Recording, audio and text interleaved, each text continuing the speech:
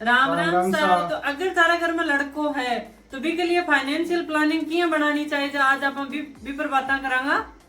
हाँ, तारा घर में लड़को हो या लड़की हो, फाइनेंशियल प्लानिंग थाने जरूर बना रखनी है, ताकि बिकी पढ़ाई की टाइम, बिकी शादी की टाइम, या और कोई जो मान लो लड़को है बिजनेस करना चाह रहे बी टाइम थार के सफिशिएंट पैसा हुआ दिक्कत ना हो। इसके लिए बस एक ही मंत्र है थे, फाइनेंशियल प्लानिंग टाइम स्टार्ट करो। फिलहाल तक अगर ते स्टार्ट नहीं करी है तो स्टार्ट करो, और फाइनेंशियल प्लानिंग के रिगार्डिंग आप चैनल पर वीडियो बनावा, चैनल ने सब्सक्राइब कर दो, दूसरा लोगों के साथ शेयर कर दो। तो शुरू करा आप आपनो पहला क्वेश्चन, जन्म के तुरंत बाद फाइनेंशियल प्लान करबो कोई अच्छी बात है? हाँ बिल्कुल, जन्म के तुरंत बाद अगर थे फाइनेंशियल प्लानिंग करोगा तो भी कमाने थाने का है कि जो मान लो कंपाउंडिंग के लिए टाइम ज्यादा मिल जाएगा। कंपाउंडिंग है जो ब्याज पर ब्याज, मान लो तारा पैसा 2 साल के लिए इन्वेस्ट हुआ तो पहली साल ब्याज आयो, दूसरी साल भी ब्याज पर थाने ब्याज मिलो। बट अगर 3 साल के लिए इन्वेस्ट हुआ है तो जो पहली साल वाला ब्याज है ना फिर 2 साल ब्याज मिले। इसलिए जो तो थारकन मतलब कि टाइम ज्यादा होगा इन्वेस्टमेंट करने के लिए, बता थारा पैसा बहुत ज्यादा बढ़ेगा। राम राम। तो लड़का के लिए भी सुकन्या जैसी कोई योजना है? ना, लड़का के लिए सुकन्या समृद्धि जान की कोई गवर्नमेंट की बैक्ड योजना को नहीं, बैक मतलब की गारंटीड योजना को नहीं, क्योंकि सुकन्या समृद्धि के माने गवर्नमेंट गारंटी दे ब्याज की। बट लड़का के लिए अलग ऑप्शन है, जैसे मान लो पीपीएफ है, एनपीएस वात्सल्य है, तो म्यूचुअल फंड में एसआईपी कर सको, लड़का का नाम अकाउंट खुलवा सको, माइनर अकाउंट खुलवा सको, फिर के बाद में एफडीआरडी करवा सको। थाने अगर गोल्ड सिल्वर में इन्वेस्ट करना है तो गोल्ड और सिल्वर का ईटीएफ है, बाकी माने थे इन्वेस्ट कर सको। और इन्वेस्टमेंट के लिए हमेशा थे रेगुलेटेड एप्लीकेशन यूज कर जो, एंजल वन को डिस्क्रिप्शन में भी लिंक है, कमेंट में भी थाने लिंक मिल जाएगा भाई। जो रेगुलेटेड एप्लीकेशन है भाई यूज करो, फालतू एप्लीकेशन का चक्कर में मत पड़ जाओ, नहीं तो हुस क्या थारो इन्वेस्टमेंट डूब जाए। क्योंकि आप पिछलो वीडियो बनायो क्या फाइनेंशियल फ्रॉड हुआ है, वो वीडियो भी चैनल पर अवेलेबल है, आई बटन में भी अवेलेबल है, जहाँ थे देख सको। तो अगर रिसेंट में ही कोई 2000, 5000, 10,000 की एसआईपी इन्वेस्ट करे तो कितना रुपया को अमाउंट बना भी को? हाँ देखो, अगर थे बच्चा के लिए इन्वेस्टमेंट कर रहे हो और मंथली एसआईपी बना ली थे 2000, 5000 या 10,000 जो भी अमाउंट है, या तो यूं ज्यादा की, तो अब और जो कॉर्पस बना को डिपेंड करेगा थे कौन सी स्कीम में इन्वेस्ट कर रहे हो और भी स्कीम में थाने कत्तो इंटरेस्ट मिल रहे। तो एक लमसम अगर आप इंटरेस्ट की बात करें तो अपन मिलबो करे 8-12% के लॉन्ग टर्म में। तो आप 8-12% को कॉर्पस आप बता दें एक बार, ताकि थाना आइडियो लग जाएगा कितना रुपया बन जाएगा।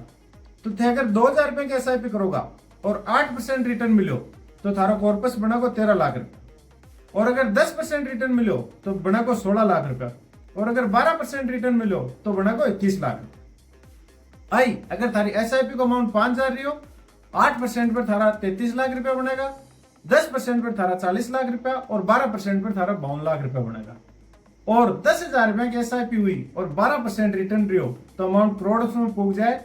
जगह कमान जो मान लो 10,000 कमान 8% मिले को 67 लाख रुपया, 10% मिले को थाने 81 लाख रुपया, और अगर 12% रिटर्न मिल गो तो 1,04,00,000 रुपया मिलेगा, पूरा करोड़ टच कर सके। तो बेटा की एजुकेशन के लिए सौ अच्छो इन्वेस्टमेंट काई है? देखो, जब बात एजुकेशन क्या हो तो एजुकेशन अगर आप टाइम में शुरू करे तो एजुकेशन में अपना टाइम है, टाइम है मतलब कि अगर थारकन 7 साल ज्यादा को टाइम है तो बिन लॉन्ग टर्म होराइजन समझो जाए कि थारकन बहुत लंबो टाइम है।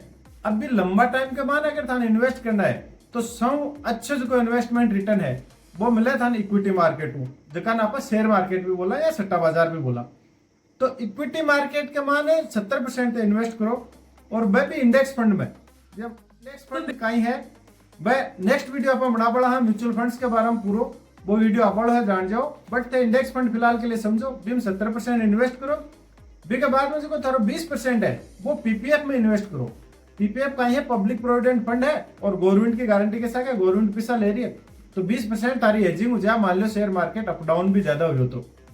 और 10% तक गोल्ड या सिल्वर ईटीएफ में इन्वेस्ट कर दो, क्योंकि जब ऐसा मतलब कि डाउन जाने भी टाइम गोल्ड और सिल्वर बढ़िया रहे हैं तो भी चीज ने भी थारी मतलब की हेजिंग है भी के बाद मिल जाएगी, थारा पोर्टफोलियो ज्यादा डाउन हुआ को नहीं, और टाइम पर थारकन सफिशिएंट पैसा रहे। अगर वीडियो अच्छा लग रहा है तो लाइक कमेंट करो जरूर। एनपीएस वात्सल्य स्कीम काई है? हाँ, एनपीएस वात्सल्य की स्कीम है वह 18 सालों कम बच्चा के लिए, 18 सालों कम उम्र का बच्चा के लिए अवेलेबल है, जो कि मतलब लड़कों और लड़की दोनों के लिए अवेलेबल है। और इसके माने जो कि पीएफआरडी है, पीएफआरडी की रेगुलेटेड स्कीम है और इस स्कीम ने मतलब परमिशन है पीएफआरडी की तरफों कि थे शेयर मार्केट में इन्वेस्ट कर सको। तो आ शेयर मार्केट में इन्वेस्ट करे और बिके थ्रू थाने 9.5 लेयर 12% तक को जगह पास्ट रिटर्न ही वह रिटर्न जनरेट कर दे। तो आ स्कीम गवर्नमेंट रेगुलेटेड स्कीम होगी शेयर मार्केट में इन्वेस्ट करवाई।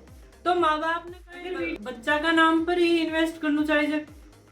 नहीं, अकेला बच्चा का नाम पर इन्वेस्ट मत करो। कई बार गलती का ही हुआ कि लोग सिर्फ बच्चा का नाम पर इन्वेस्टमेंट करता जा रहे। तो बिन बच्चों थे जो थारो इन्वेस्टमेंट है ना बिको प्रोटेक्शन बहुत जरूरी है, बिन बच्चा वो बहुत जरूरी है। तो इन्वेस्टमेंट ने क्या बचाओगा थे? पहली बात तो थारकन हेल्थ इंश्योरेंस होनी चाहिए। हेल्थ इंश्योरेंस को कहा है कि थारो जो मान लो अचानक कोई बीमारी एक्सीडेंट इंसिडेंट भगवान न करे कोई कैसा का हुआ बट हो जाए तो बी सिचुएशन का माने थारो जो कॉर्पस से पैसा इकट्ठा करेड़ा ही वह पैसा यूज करने होगा। हेल्थ इंश्योरेंस थारो बिल चलो जागो। दूसरा टर्म इंश्योरेंस थे जरूर रखो क्योंकि करंट की सिचुएशन आ जाए कोंठा पड़े बी सिचुएशन में थारकन एक सफिशिएंट कॉर्पस हुआ गो। और इमरजेंसी फंड रखो ताकि हर बार जी थोड़ी बहुत छोटी मोटी जरूरत आई बी टाइम थे इन्वेस्टमेंट टू पैसा न निकलो। तो 3 स्टेप्स और करो बच्चा का नाम का इन्वेस्टमेंट करवा के अलावा 3 स्टेप हूँ थारो कॉर्पस मतलब कि सेफ हो जाओ, एक तरह बिन प्रोटेक्शन मिल जाओ। तो राम राम सर। राम राम सा।